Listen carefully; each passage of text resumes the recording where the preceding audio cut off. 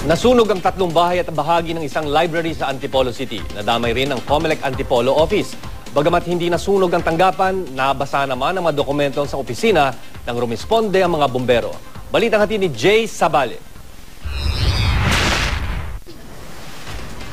Sa amateur video na kuha ng residente si Alice de la Cruz, makikita ang nagngangalit na apoy na lumalamon sa mga bahay sa Liana Street malapit sa Town Plaza ng Antipolo.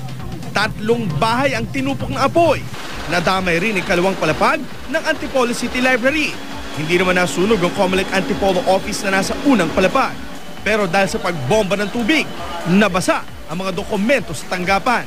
Maraming mga papers na nabasa dahil nga doon sa tubig galing mismo sa bumbero. Pansamantalang inilipat sa mismong munisipyo ang mga nabasang gamit mula sa COMELEC Office.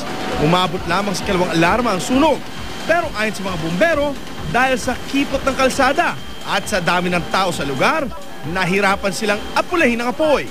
Hindi kami makapag-layout ng maganda kasi makitid yung papasukan namin.